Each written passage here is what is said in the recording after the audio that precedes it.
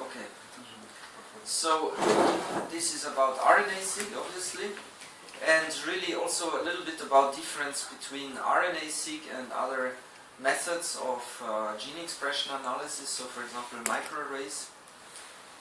If you have worked with microarrays, I worked a lot in my PhD with microarrays. It's nice, but the problem is from microarrays you get a relative fluorescent signal.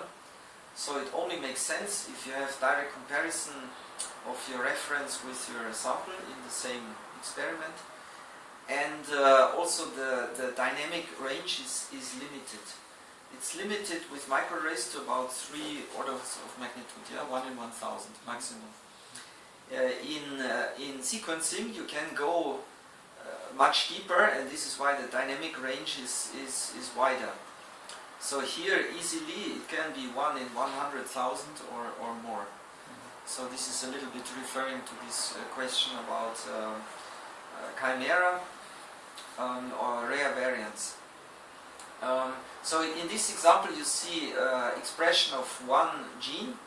You see here the different exons, and the blue stacks, these are thousands of individual reads aligned on top of each other.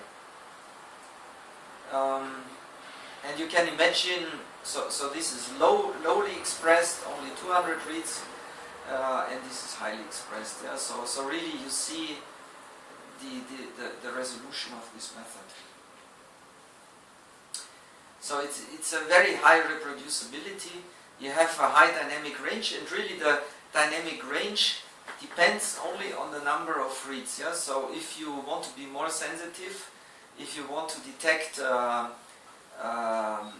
transcripts that have only a few copies in your sample, then you need to sequence more reads, yeah, and then you will pick up these rare transcripts.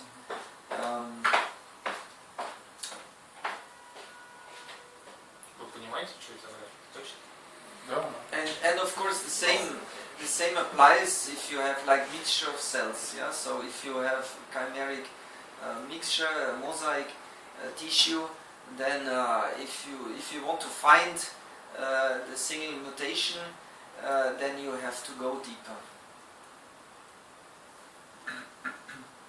And it's really counting, yeah. So this is really different to fluorescence, to a relative fluorescent signal that is not quantitative. Here it's at least semi-quantitative because you count the reads. It's of course open to any species, so you can really de novo discover new variants, which you cannot do on a microarray. On the microarray you have to know what you're looking for. So if it's a transcriptome that is not fully characterized, you will not find new transcripts or alternative splicing variants if it's not on the content of your array. So of course you know there are now hundreds of publications on splice variants. You can also look at fusion genes. So for fusion genes you need a quite high coverage. Yeah? So there you need to sequence really deep. You can also look at allele-specific gene expressions. So if you have coding SNPs,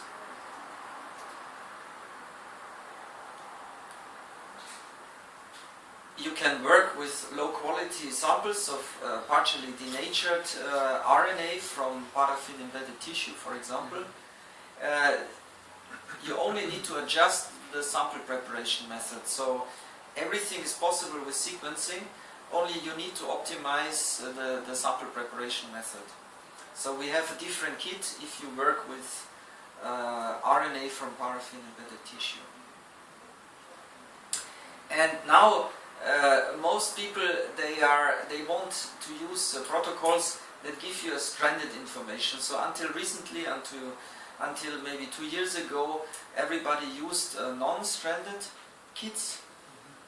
just to measure gene expression levels, and still people are using them. But if you want to have information, for example, about antisense expression,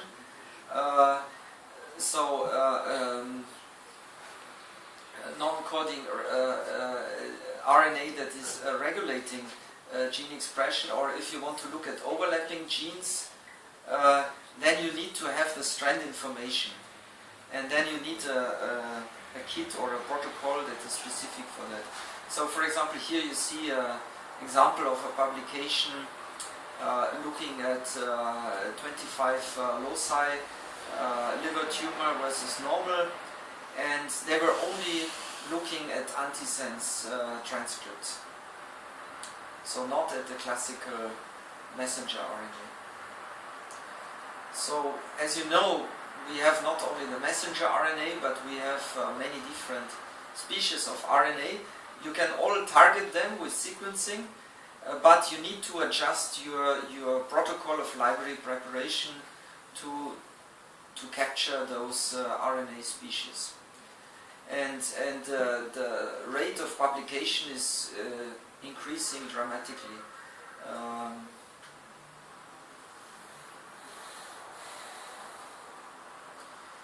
So we have the TrueSeq stranded protocols. We have a TrueSeq stranded messenger RNA protocol that is only targeting messenger RNA.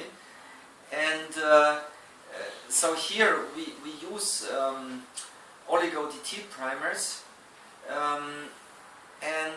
So this is a simple protocol. On one hand it's simple, it's easy to use, but it also has a disadvantage. It is 3' biased. Or we have a total RNA sample preparation protocol that is using random primers for cDNA synthesis. And there the advantage is it's not 3' biased, so you get even coverage of the whole transcript from 5' to 3'. But here, since it's not specific for messenger RNA, it can target any RNA.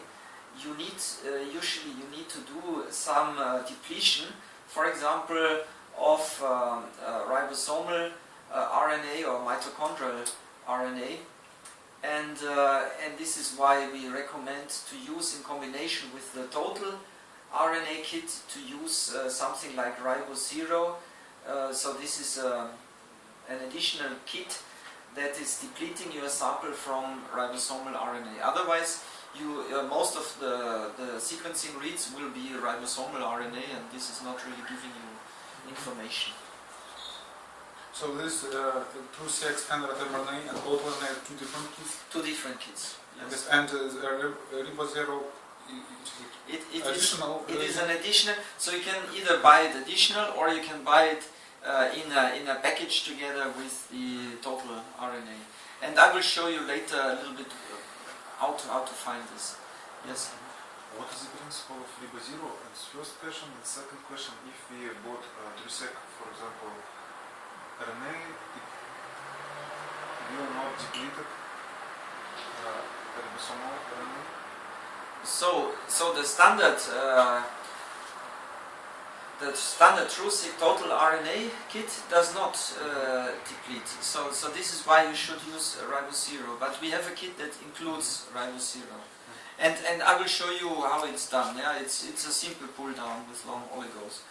So again, we have a low throughput and a high throughput protocol depending how many samples you want to index and pool.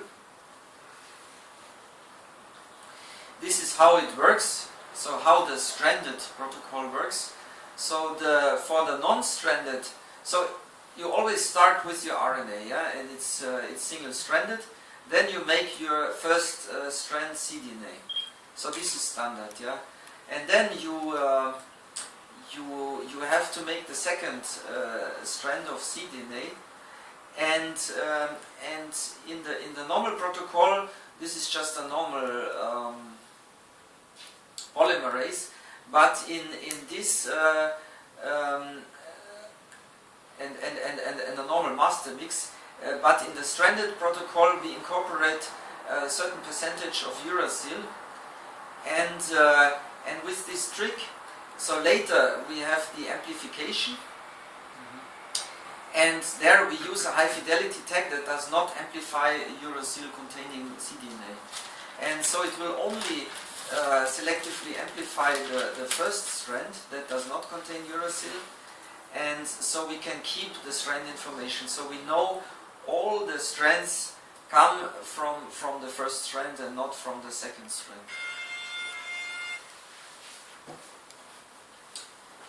And the other thing, the other feature of this total RNA kit, stranded total RNA kit, was that we are using random primers, random hexamers, instead of oligo-DT. And here you can see a little bit what is the effect. So with random hexamers you get a more even coverage. So it's less sequence dependent, the efficiency of priming. But random hexamers can increase the real number of transcripts because several randoms can hybridize with the same RNA. So the easiest to some RNAs. So this random also hybridization. So Yes. I mean that using RNA-DT we can get one cDNA from one molecule, for example.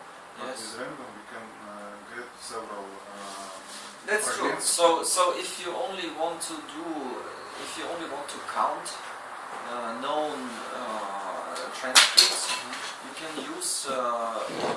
It's easier to use the mRNA kit. Yeah. So, but if you want to cover the whole transcript, if you want to look for splice variants and so on, Okay. then it's better to use the random priming. Additional question. Yes. Does it have reason to combine how it is made in some companies, random and RNA-DT, for example? Yeah, well, you can do this if you want to use advantages of both, but then still you have to do, if you do this, as soon as you use random hexamers, you have to do some depletion, yeah, otherwise you waste a lot of money. You can do it without depletion, but then you have to do really deep sequencing and you don't get so much information. Okay, so what do you recommend, for example, for alternative splicing it's better to use random, and Yes. for transcript estimation, RNA-DT, even if we lose information about 5 pin. Yes, yes.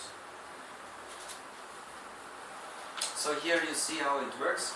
The ribosero, that was your question from before. Here you have your total RNA.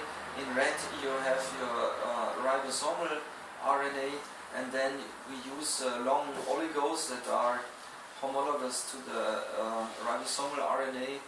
They are biotinylated, and you just make a pull down. And what is remaining is then converted into a library. And we have so this kit ribosero, it was developed by Epicenter, and Illumina bought Epicenter. So if you look at the web page from Epicenter, or also on the Illumina web page, you find it now. We have for different species. So we have one kit for human, mouse, rat, and we have another kit for plant, and we have also one for bacteria. And so you can use these kits to deplete RNA, ribosomal RNA. Sorry, not bacteria. Yeah. And I don't know the biology of plants, but one kit is universal for various plants. Yes. So actually, we have a tool on the web page. It's called Matchmaker, and there you can confirm if whether your species works with this kit. So basically you align your ribosomal RNA with the content of the oligos, of the kit, and then it will calculate the degree of overlap, and then you can see whether it's suitable. But usually they are very highly conserved, so across species you can. It's not usually it's not a problem. Yeah. So here you see the difference. Yeah. So you see the same RNA is sequenced 3 times. 2 times the library was prepared with total RNA, TrueSeq stranded total RNA kit together with ribosero depletion, and you see here one transcript, and all exons are nicely covered from 5' to 3'. And here you see the same exon, same sample, prepared with mRNA kit. So here you see a good coverage at the 3' end, but lower coverage at the 5' end. And so if you just want to count, if you say, okay, it is present, yeah, so this is one count, then the mRNA kit is fine. Yeah, but if you really want the full information about all exons, then it's better to use the total RNA. So if you would like to measure relative expression of different alternative splice or transcripts, then the it's best to use total RNA and ribosero. Exactly. And these peaks represent frequency of each fragment or exons in RNA? Yes.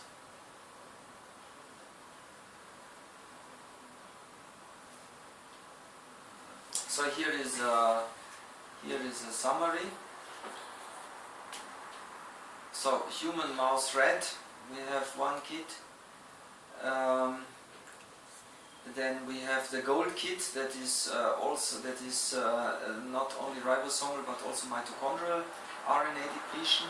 Then we have a plant kit, and we have a blood kit. So this is removing also the globin messenger RNA, because it can be more than 80% globin messenger RNA in your sample, and you don't really want to sequence this.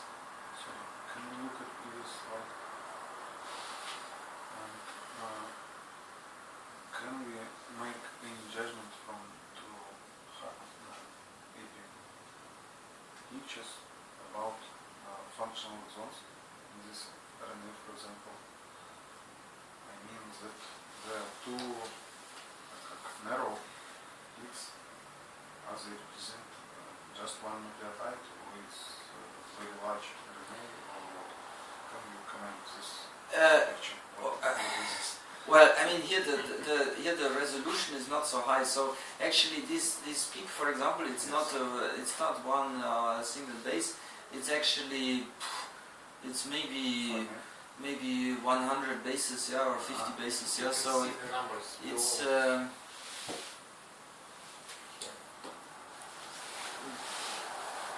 yes, here are the numbers, yeah. So it's I cannot really read it, but is it a sequence of various RNAs aligned to DNA or what? No, it's one sample. In one RNA or what? It's one sample of total RNA aligned. So these are hundreds or thousands of individual reads. So it's a lot of genes. No, it's one gene, but different exons, and all reads aligned to the reference. And then, depending on the height, you can count. You can count how many transcripts, how many copies you have in your sample. So, and then if you compare reference and your sample, maybe one peak is maybe there you see differential expression. And you can do this with cufflinks. Yeah, so in base space, and we will talk about it on Friday, I think. In base space, now we have implemented software for data analysis of RNA-Seq data, and we have Top Hat. This is the most widely used software for the alignment of RNA-Seq data, and we have cufflinks to calculate the differential expression values. Cufflinks это запад. Название.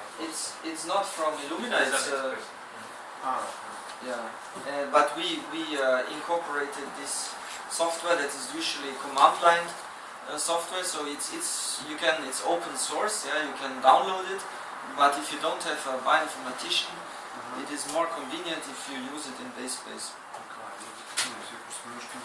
Получается, как бы если это один транскрипт, то там либо очень много экзонов, либо что? Это тотальная РНК как бы одного гена. От одной клетки. От одного секвенса. It's a whole, not one gene, it's a whole RNA. No. Yeah, well, in the sample is whole RNA, but here we see one gene. One gene. Не похоже на экзоны или это экзоны? Она же была разбита на мелкие фрагменты. For example, this peak is one exon. One exon. Yes. So it's multi-exonic gene? Yes, multi-exonic gene. Но, видимо, это большой очень ген. I cannot see the scale also, but I think it's really... So that... It's several kb. Пачками такими должны как домик, ну, в смысле так, потолще, конкретно. Ну, вот реально. Мне кажется, это картина. So, according to some sense, they should be wider. So, we have exonic. If it's limited number of exons. Limited number of exons, too many exons. Too looks much strange. introns space. Yes. Тут интроны не должны быть. Ну да, они же. So, I mean, for example, this is probably this here is one. This here is one exon, yeah. Получается, нуклеотиды, если они так по-разному представлены и считываются, то это тоже немножко странно. And actually, this is what the software, you cannot do it by eye, yeah. So this is why you need a software to find where is the border, yeah, where are the breakpoints, yes. Хотя если внизу оранжевым коричневым показано, может и 70. А может быть ген все-таки? Может быть ген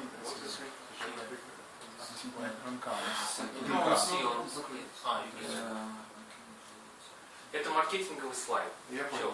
No, but it's real data, no, I mean, it's not, we didn't draw it, yeah. Ну да, это действительно данные. So this is the matchmaker. This is on the Epicenter webpage. But you have to do it with software. You cannot visually count. It's impossible. No, I understand, but the question is because it's better to understand now than. Yes. That's right. Yes.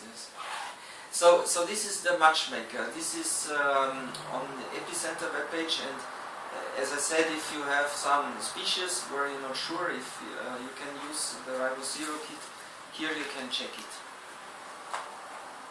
So you just need to upload the sequence of your ribosomal RNA. This is different kits. Yeah? These are different kits. These are different kits and different protocols only for RNA-Seq. So you see, even for RNA-Seq, we have really big number of different protocols. So we have some that are specific for adenylated, so messenger RNA. And this is the classical TruSeq RNA version 2. So this is non-stranded. Yeah. So if you only want to count, you want to do gene expression analysis, classical, then this is okay. Yeah? You use TruSeq RNA version 2. Then if you're more interested in splicing, in de novo, in finding de novo mapping of exons, then you're probably better off with the stranded kit. And there, as I said before, with the stranded kit, usually you need some kind of depletion, so you need ribose 0. And for example, in gold, the ribose 0 is included for human mouse red. Sorry. And the globin, it's for blood. Sorry. Stranded, it means it is one strand, or what does it mean? Stranded means that you get it only from one strand. So you know the strand information. So you. Florian showed the picture when you only distinguish one strand and sequence on it. This is.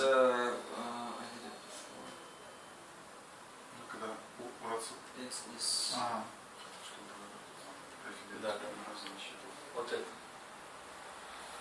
So instead of randomly amplifying both cDNA strand, you amplify only the first strand. And this is how you can detect, for example, antisense expression. Кто на вскидку скажет, что такое значит, stranded gold, stranded RNA? Что значит gold? Золото. Нет, а что? What is including? True seq stranded Это как стандарт gold. What? No. So no, I mean gold. It's the ribosomal, so it includes the depletion with ribosomal kit, and actually. Mitochondrial. And mitochondrial. Yes. So really, I mean, of course, you cannot remember all this. You find it on the web page, and on the Illumina web page there is also what we call Illumina sample preparation kit selector tool. We will do this. We can do it later, and this tool helps you to systematically find for your application the right kit. So all this systematic. I just want to show you the principle, how you can select different applications, and then we can do it live on the computer later. Can I add? It's also divided, you see, by high Q and yes. low Q. So this is for high quality RNA, and we have other kits for low quality. And the quality bioanalyzer gives you the number of quality, so you can analyze with bioanalyzer. Yes, but actually, so RIN number, yes, we get it with bioanalyzer, but we found that RIN number is not it's not the best standard, because RIN number is calculated from the ribosomal RNA, yes, from the integrity of 28S and 18S. And we have seen samples where the peaks for 28S and 18S was low, so it looked degraded, but actually the messenger RNA was good. So and otherwise we also had samples where we had nice 18S and 28S peaks, but we had really bad quality and degraded messenger RNA. And so actually it's not the best. We now developed a different parameter. It's called DV200, and it's the percentage of fragments larger than 200 base pairs. And this is a much better indication of the quality of your RNA. For RNA-Seq.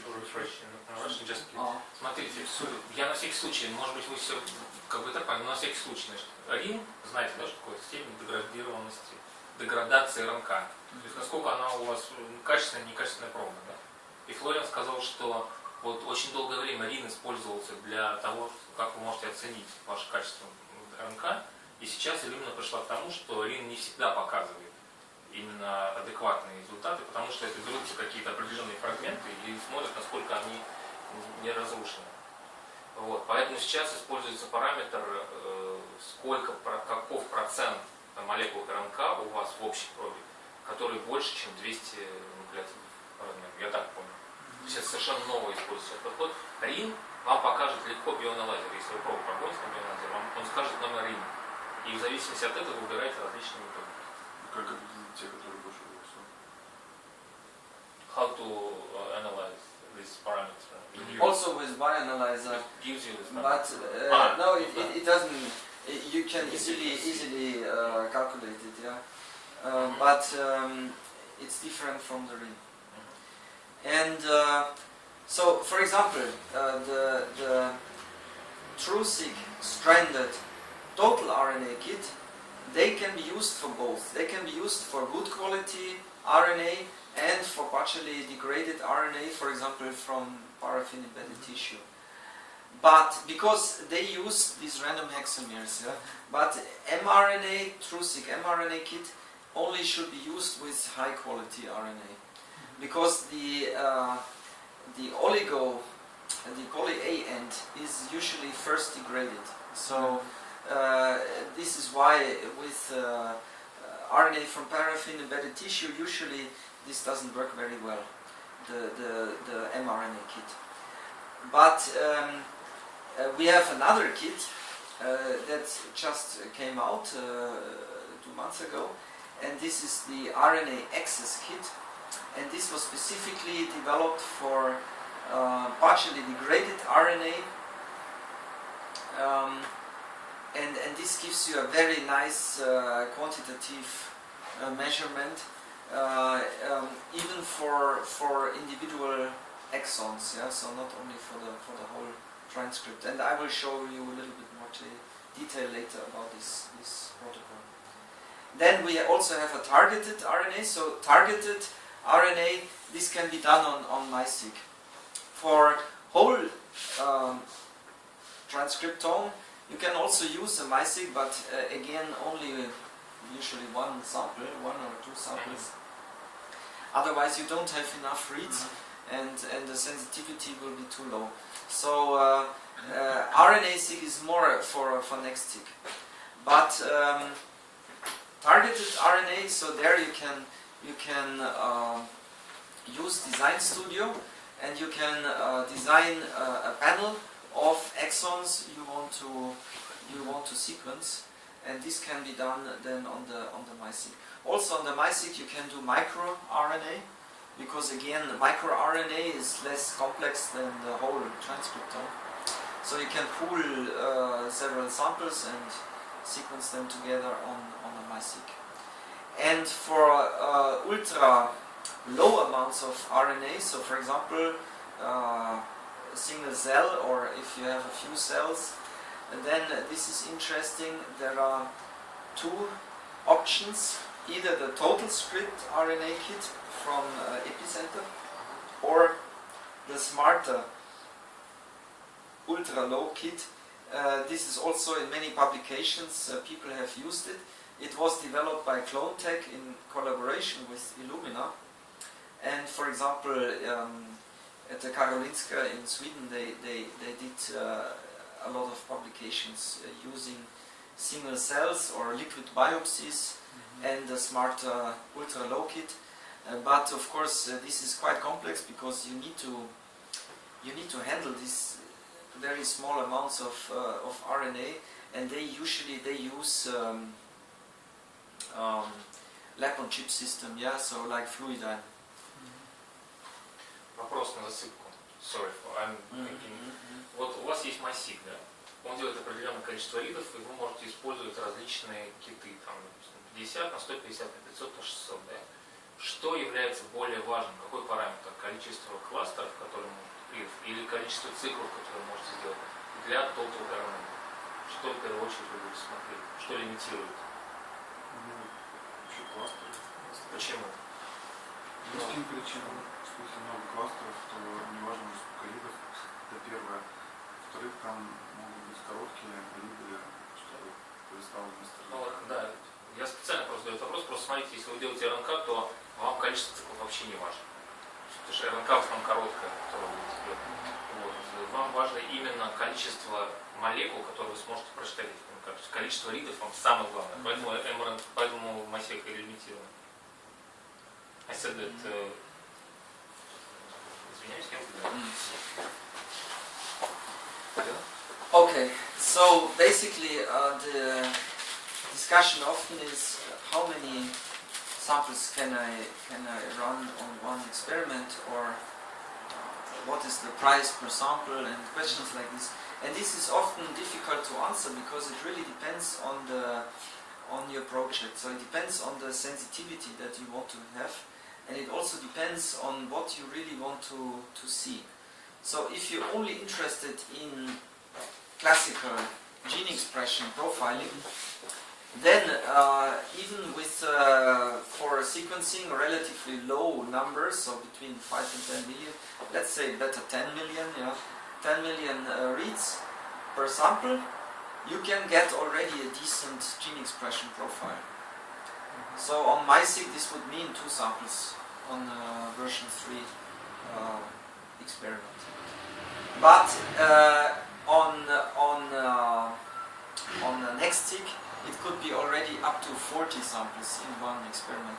So this means if you can pool up to 40 samples, this means the price per sample is of course going down. So you can imagine, I only know the US price. The US price, let's say very roughly, I don't take the exact number, but if we say, okay, let's say $1,000 US price for a MySeq experiment, and if you process 1 or 2 samples, it's relatively expensive. Only the sequencing without sample prep, it's maybe $1,000 per sample. But if you pool 40 samples and on one NextSeq, the same experiment would maybe cost about $2,000, but then divided by 40. So then it's cheaper than the microarrays. However, if you want to do a little specific expression analysis, or if you want to look at gene fusions, or you want to detect alternative splicing variants, then you need to sequence deeper, and then you need something like 50 millions or more. And then of course you would also select a different system, so HiSeq or NextSeq. So at this time when this slide was generated, we didn't have the NextSeq, so we could also use a NextSeq for that.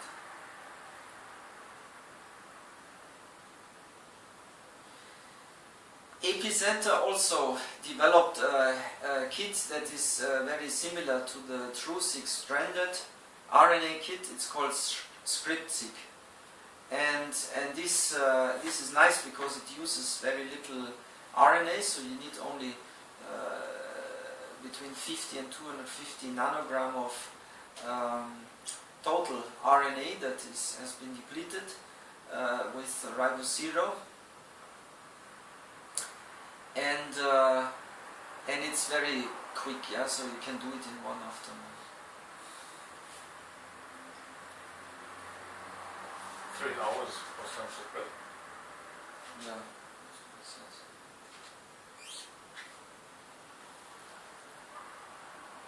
So in terms of data analysis, this was so far really for many labs an obstacle, because if you don't have a bioinformatician, so top hat and CAFTIF and top hat fusions, these are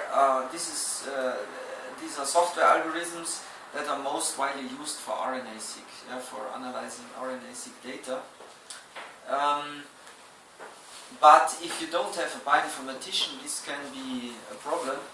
And now we have included this into BaseSpace. So this is really nice. You can now very easily use that, without command lines. Just may I repeat Russian, just in case. Посмотрите, на всякий случай, об этом мы еще будем говорить, но просто, чтобы было понятно, что это TopHat, CapDiff, TopHat Fusion, это название программ, которые делают выравнивание. Значит, для того, чтобы на них работать, нужен биоинформатик, который умеет работать с командной строкой в Linux. Большинство из нас это никто делать не умеет, поэтому что сделал Иллюмина? Они включили BaseSpace вот эти вот программы, когда вы просто там, в облаке, загружаете свои данные, и вам вот эта программа все обрабатывает без всякой командной строки. Вот то, что Флориан, понятно, да? Чем хорош Base Space, что вы там платите $1, а может быть и бесплатно. It's free, right? All this software. It's free. So basically, what you need to do is when you start the experiment, when you set it up, you could choose to use Base Space, and of course it must be connected to internet. And then you can upload the data into the cloud, and then you can do this data analysis in the cloud, and you get the results. Alternatively, if you don't have access to internet, or if you cannot use for some maybe technical or legal reasons you cannot use the cloud, then you can also buy from us a server that has this software installed. And this is Base Space on site. So we will maybe talk about it more on Friday, but just that you heard about it. You have these two options for Base Space, or of course you can use your own software, yeah. Or can I add one second? Yes. That, есть одна как бы деталь, что вы не можете загрузить данные в Base Space, если вы не делаете это во время запуска. То есть только во время запуска с вашего MySeq вы можете загрузить данные в Base Space. То, что Флориан говорит. То есть если вы по какой-то причине этого не сделали, то все. Нет, Space, галочкой, да, да, вы не сможете потом после запуска их загрузить. Это невозможно. А? Нельзя, не каждый. Да, есть опция, что вы приобретаете у Иллюмины сервер, который называется Base Space on site. Это сервер, который стоит у вас в комнате, и вы можете на нем анализировать так же, как в интернете. Но он стоит дополнительные деньги. Ну, в смысле, если получились данные, то эти файлы нельзя скинуть, да? Никак. А если, например, мы поставим эту галочку, чтобы скинуть, но они будут параллельно скидываться. параллельно скидываться, но они будут у нас тоже записаны. Если интернет, например, медленно, то он потом будет постепенно. Там 10-20 мегабайт скидывать. Вот вторая галочка. Да. Sorry for that. I'm just professional. So this is another kit. This is TrueSeq targeted RNA, or we also call it T-Rex. This is an application you can do on MySeq, because it's not looking at the whole transcriptome, but only at certain selected targets. And basically, again, you use Design Studio to generate a panel, and this is really easy. You just need the G names, and then you can generate a custom panel, and we will ship you oligos to enrich only those targets and then sequence them. Yeah, so you can do targeted gene expression analysis, or you can also buy one of these fixed panels that are already ready to use for different applications and pathways. And of course, on the webpage you can get the list of genes. Этого кита очень долго ждали. Очень ценная вещь. Вы теперь можете делать targeted RNA. Не total RNA, а targeted RNA. Тоже очень важная вещь. So and these are already designed, yeah. So you only have to select which genes you want to include. Yeah. So this is quite easy to use. And finally, I want to talk about TrueSeq RNA access. As I mentioned before, this was designed for RNA that is partially degraded, like from paraffin-embedded tissues, like from biobanks, clinics. So in the validation, of course, we compared RNA from paraffin-embedded samples with fresh or frozen samples. And this is the principle. So if you start from your total RNA, you can, if you use high quality RNA, you can use the TrueSeq mRNA kit, which is specific for the poly A end. But if it's degraded, you should not do that. You should use the TrueSeq total RNA kit, because it's using the random hexamers.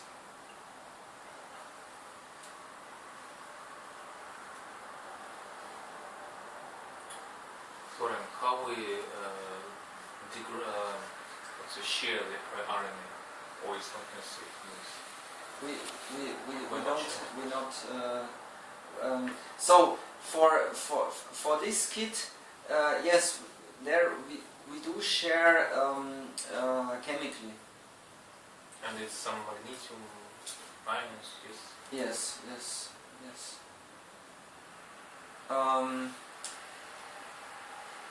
Also, what I have to say is, if you do the total RNA, if you use the total RNA kit, you need more reads, because you always capture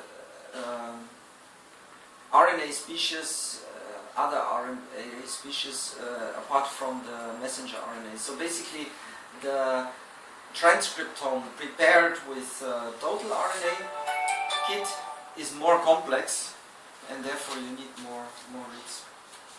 And then as a third option, and this is the new option, you can use the TrueSeq RNA access kit. And there you don't need any kind of ribosomal RNA depletion. It is based on magnetic capture enrichment, and there you go directly to sequencing. And here you see the difference. So this is the same sample prepared with TrueSeq stranded total RNA. So this is again, I think it's one transcript, or I don't know, I think it's one gene, but I'm not sure. Yeah, so complex gene. And of course, by eye, looking at it by eye, it seems very noisy, but this is actually good quality data. Yeah, so the software can convert this into exons. But look here, it was 250 million reads, so that's a lot. Yeah, so this is the maximum capacity of MySeq is 25 million. So this would be 10 MySeq experiments. Yeah, it's really a lot. They can be united, combined. Yes, but of course it's too expensive. Yeah, so you would not do it. You can do it, but it's expensive. So this is the same sample, but only 30 million reads, and there, of course, then the sensitivity goes down. Yeah, but and this is only 25 million reads, so even less than this, but with RNA access. And here you have very nice clear peaks for the exons, because you selectively only enriched the exonic regions.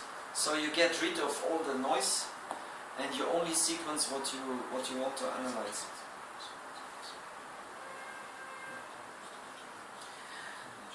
But of course, if you want to find completely new transcripts, then this is not the good choice. Yeah? So then you have to do total RNA. So the RNA access kit, I don't know the price on top of my head. We need to look for it. But of course, it is certainly more expensive than the standard total RNA kit, because you have this additional enrichment step. On the other hand, the sequencing part is much cheaper, yeah, because you can pool more samples and sequence them together. So yeah, here the comparison, it's really designed not for MySeq, but it's designed for NextSeq and HiSeq. So on a NextSeq, with RNA access, you can sequence up to 16 samples.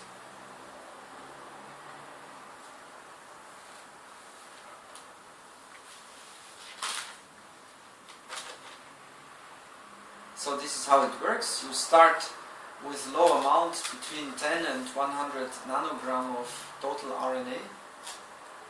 Then you make a stranded RNA-Seq library. And then from this library, so you pool 4 libraries, you make equimolar pooling, and then you do one enrichment, and then you sequence.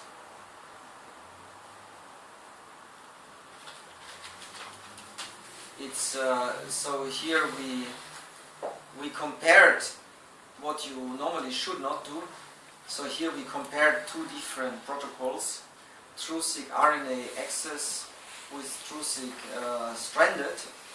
So of course, if you have one study, you should always process all samples with the same kit. You don't want technical variation. But here we did it anyway for cross-validation. And you see, you even get a quite decent reproducibility even with completely different methods. And if you use two RNA samples processed with the same kit, RNA access, you get a really nice reproducibility. With RNA access you can even find gene fusions, as you can see here. And the reason is that we use relatively long probes for the enrichment, and they can pull down fragments, library fragments that are longer, that are overlapping. And this is the reason why they also can capture things that are outside of the probe region. So you can not only see what is directly included in the probe, you can also see the neighboring region. And this is the reason why you can see things like gene fusions. Otherwise it would not be possible. And again, you see, to get about the same quality, here for access you need 30 million reads, and for total RNA you need 100 million reads.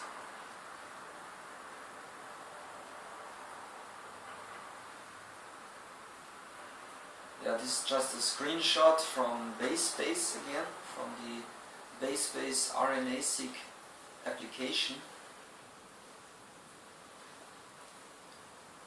This is what I said before, so RIN is not really what we recommend to characterize quality of RNA.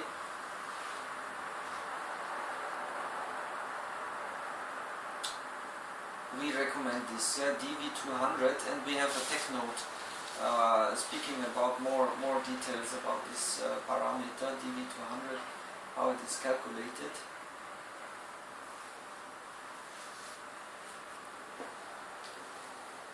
So you get it, you can calculate it from your bioanalyzer data, and this really gives you the information whether you should use RNA access or maybe another kit. So here are some examples. If you have highly degraded RNA, in general you need more sample material. So if you have really good quality, you can work only with 20 nanograms, but if it's more degraded, you need more.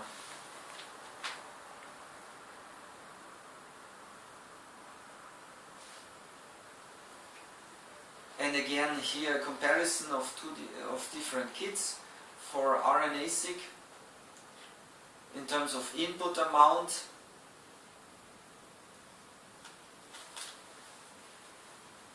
Whether you can use it with degraded samples.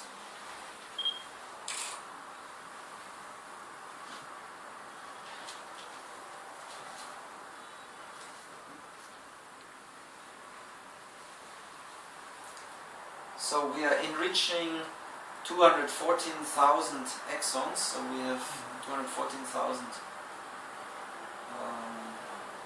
probes, or maybe more. You can pool up to 24 samples. Total hot, this is hands on time. So how much time you have to actually work in the lab. 11 hours working, pure working. Yes, it's because you have to first make the library and then you have to do the enrichment. Can it be divided for several days? Yes, yes. No, of course you don't. This 11 hours is It's non-stop. in 3 days. Yeah, so it's not on one day. You don't have to start at 5 in the morning. You finish at 9. And finally, here is another kit, another method that was developed by Epicenter. It is called RNA-Seq, and this is really looking at translation, so at ribosomal activity. The idea is that you capture the ribosomal activity during action. So you have your cells, ribosomes are working, and then you kill them, you cross-link the ribosomes with the mRNA that they are just translating, and then you treat it with a nuclease that is digesting all the RNA that is outside of the protected region, and then you reverse the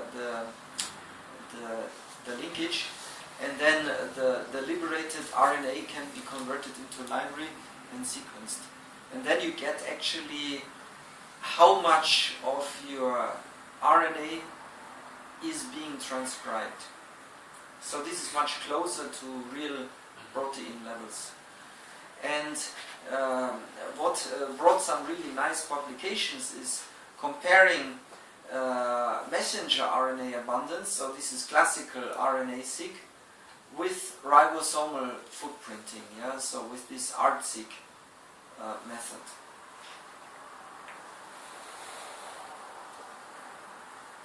And yeah, this is just one example of a publication.